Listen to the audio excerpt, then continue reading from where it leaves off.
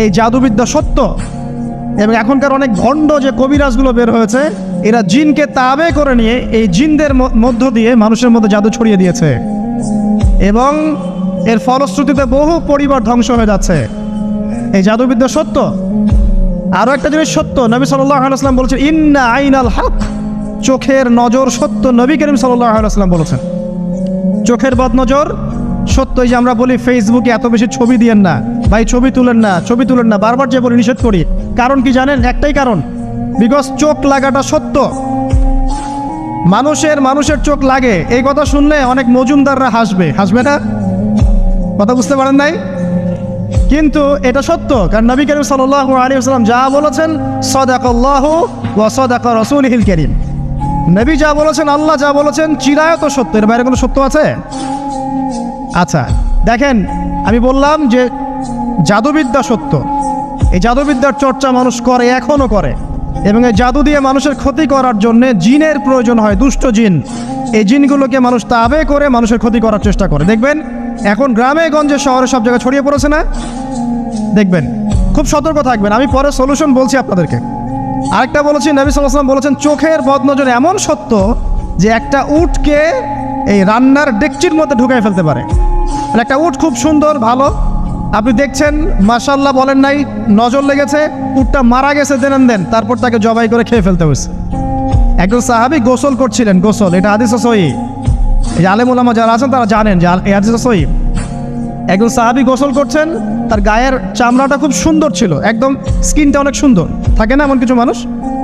আচ্ছা, এখন আরেকজন সাহাবী এই গোসল দেখছেন দূর থেকে, দেখে বলছেন যে কি চমৎকার তার শরীরের রংটা, যেন কুমারী নারীর মতো, অনেকটা এমন একটা কথা তিনি বলেছিলেন। সাথে সাথে এই সাহাবী অজ্ঞান হয়ে পড়ে গেছে। কোন সাহাবী? যিনি গোসল করছিলেন। এটার আপনি কোনো ব্যাখ্যা দিতে পারবেন না তো, এখানে কোনো সায়েন্স দিয়ে বা মেডিকেল সায়েন্স দিয়ে আপনি কোনো ব্যাখ্যা করতে পারবেন না। একটা ব্যাখ্যা দিতে পারেন, কিন্তু কেন সেটা হলো সেটা আপনি অ্যান্সার খুঁজে পাবেন না। তো নবী সাল্লাল্লাহু আলাইহি ওয়াসাল্লামের কাছে নিয়ে যাওয়া হলো তাকে। তিনি বললেন যে এই ব্যক্তির ব্যাপারে কি কেউ ভালো মন্দ কিছু বলেছিল? তখন একজন সাহাবী বললেন হ্যাঁ, অমুকে বলেছে এর স্কিনটা অনেক সুন্দর, ওকে ডেকে নিয়ে আসুন। ওকে ডেকে আনা হলো।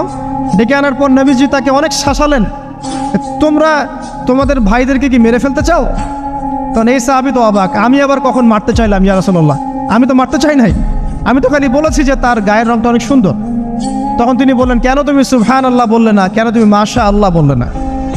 যখন মাশাআল্লাহ বলবেন, সুবহানাল্লাহ বলবেন, নজরটা লাগবে না। আর যখন আপনি মাশাআল্লাহ বলবেন না, সুবহানাল্লাহ বলবেন না, দেখবেন নজর লেগে গেছে।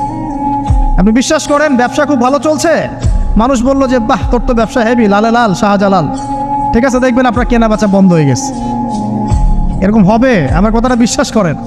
এটা কিন্তু সায়েন্স প্রমাণ করতে পারবেন না, আল্লাহ এবং তার রাসূল বলেছেন, তার উপরে কোনো সত্য নেই। আছে সূরা কাহফ 29 নম্বর আয়াত পড়ে দেখেন, আল্লাহ পাক বলছেন ওয়াকুলিল হাক্কু মির রাব্বিকুম, সত্য সেটাই যা তোমার রবের পক্ষ থেকে আসে। ফামান শাআ ফালইউমিন, যার ইচ্ছা হয় বিশ্বাস করুক, ওয়ামান শাআ ফালইয়াকফুর, যার ইচ্ছা হয় সে অস্বীকার করুক। এই কারণে আমরা বলি ফেসবুকে এত বেশি ছবি দেওয়া, এই আই ওয়াশ করা, এই যে শো ডাউন করা, হ্যাঁ, ইসলামের কিছু কাজ করলেন একদম মানুষকে না দেখাইতে পারলে ঘুম হচ্ছে না, এগুলো বন্ধ করেন, এগুলো বন্ধ করে দেন আল্লাহর ওয়াস্তে। অফলাইনে কাজ করেন, নিজেকে গোপন করার চেষ্টা করেন।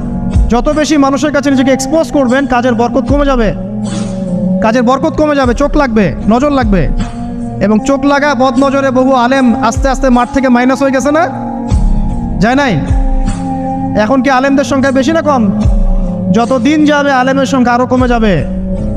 নবীজি বলেছেন আলেমদের সংখ্যা কমতে থাকবে, মানুষ জাহেলদেরকে আলেম বানিয়ে নেবে। তো প্রিয় ভাইরা, জাদুবিদ্যা সত্য, চোখের বদনজর সত্য, রাতের এই অনিষ্টগুলো সত্য, রাতের বেলা অনেক ক্ষতি আছে। এই জন্য নবীজি বলছেন বাচ্চাদেরকে বাইরে বের করো না, এবং তোমরাও রাত যখন গভীর হবে তখন এদিক ওদিক ঘোরাফেরা করো না। দেখবেন রাত যত গভীর হয় আমাদের শহরগুলো তত জীবিত হয়, তাই না? তাই না? রাত যত গভীর হচ্ছে শহর তত জীবিত হয়। চায়ের দোকানে আড্ডা বেশি, ওই সিনেমা দেখছে, টিভি দেখছে, ক্যারাম খেলছে, লুডো খেলছে, ঘুম নাই। ঘুম কখন? ফজরের আগে আগে। ফজরের নামাজ কিন্তু নাই, ফজরের ঠিক আগে আগে, আবার ওই যে জোহরের নামাজের সঙ্গে উঠতেছে। এখন আমাকে বলেন এরকম জেনারেশনকে দিয়ে কি আসলে ইসলামের কোনো খেদমত হবে? আচ্ছা, নবীজি রাতের বেলা আর্লি ঘুমাতেন, আল্লাহ পাক আমাদের সবাইকে তাড়াতাড়ি ঘুমানোর তৌফিক দান করুন। হ্যাঁ, আপনি ইলম চর্চা করলে রাত জেগে থাকতে পারেন, আপনি যদি জ্ঞান চর্চা করেন রাত জাগতে পারেন, আপনি কোনো গবেষণা করছেন, নামাজ পড়ছেন বা কোরআন হেফজ করছেন, আপনি রাতের আর্লি উঠবেন, এটা আলাদা বিষয়। কিন্তু কমনভাবে আমাদের এই যে ফেসবুক, ইউটিউবিং ইত্যাদিতে আমরা লিপ্ত থাকি, সারা রাতটা কাটাই আড্ডাবাজি করে, এগুলো বন্ধ করতে হবে। এগুলো বন্ধ না করলে ফিজিক্যালি আমরা মানে সুস্বাস্থ্যের অধিকারী হতে পারবো না। সারা দিনটা আমাদের একটা কি বলবো অলসতার ভাবে যাবে এবং দিনের বেলা কাজগুলো ব্যাহত হবে। এতে করে আমাদের উম্মার এই পুরো বড় যে তরুণ প্রজন্ম আছে এদেরকে আপনি সম্পদে পরিণত করতে পারবেন না। তাই এই সিস্টেমটা চেঞ্জ করা দরকার। নবীজি রাতের বেলা এই সূরা বাকারার শেষে 3টা আয়াত তেলাওয়াত করতেন। আমরা করবো ইনশাআল্লাহ। ইনশাআল্লাহ।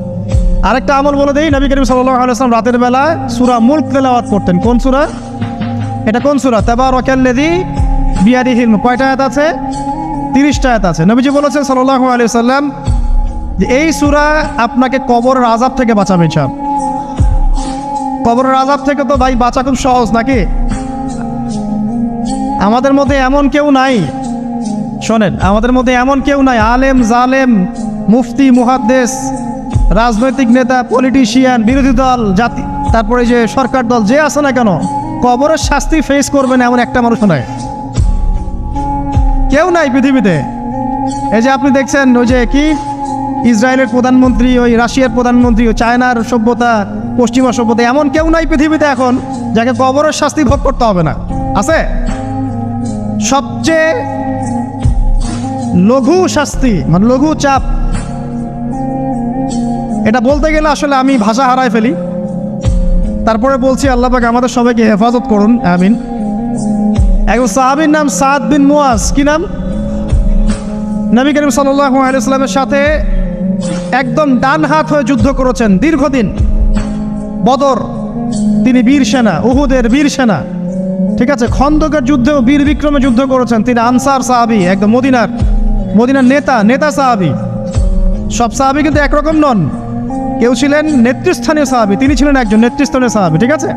সাদ বিন মুয়াজ নবী করিম সাল্লাল্লাহু আলাইহি ওয়াসাল্লাম এত ভালোবাসতেন তাকে, এত ভালোবাসতেন যে তাকে নিজের মনে করতেন যে সাদ বিন মুয়াজ আনসাররা আমার নিজের। চারটাখানি কথা। এই সাহাবীর খন্দকের যুদ্ধে এই যে হাতের এই দিকে সম্ভবত হাতের এই রগের মধ্যে একটা তীর এসে লাগে এখানে, এবং তীরটা তিনি বের করতে গিয়ে রক্তটা ছিঁড়ে যায়।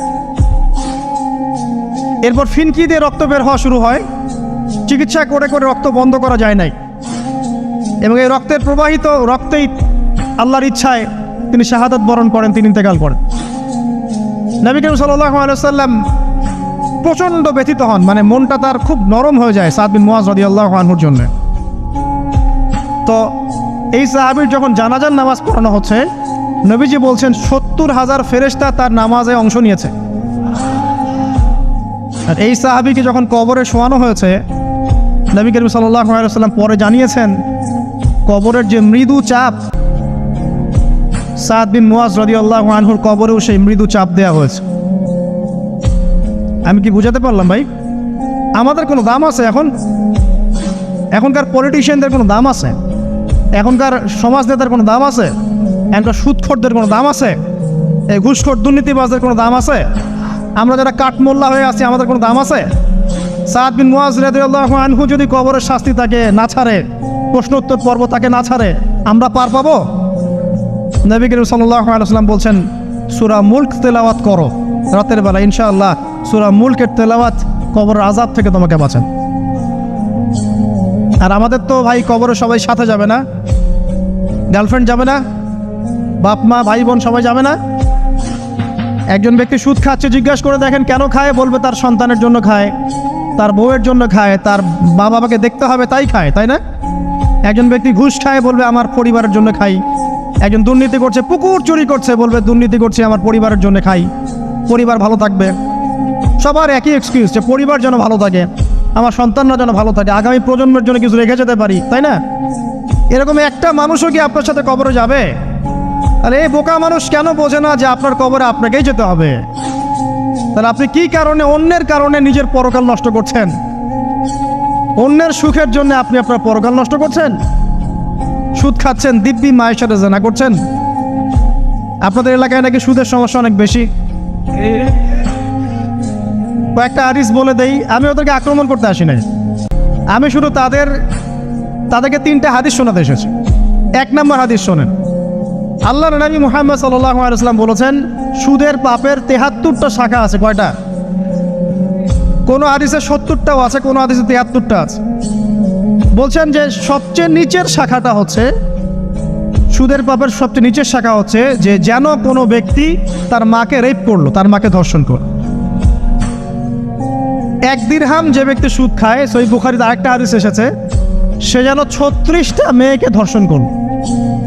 আর আমি একটা কথা বানায় বলছি না, যদি বিশ্বাস না হয় কমি মাদ্রাসা আছে, আলেম ওলামা আছে, গিয়ে বুখারী খুলতে বলেন, পড়তে বলেন, খালি একবার পড়তে বলেন, দেখেন যদি না থাকে তাহলে আমাকে এর সাথে থাপ্পড় দিয়ে যায়। যদি না থাকে হাদিস এটা, তাহলে আমার গালে একটা থাপ্পড় দিয়ে যায়। আর যদি থাকে তাহলে আল্লাহর রাস্তায় সুদ খাওয়া ছেড়ে দেন। কোনটা করবেন? চ্যালেঞ্জ করবেন? নবীজি বলেছেন, 1টা দিরহাম যে ব্যক্তি সুদ খায়, দিরহাম মানে কি? রৌপ্য মুদ্রা। এটা এখন দেখতে পারবেন না, জাদুঘরে আছে।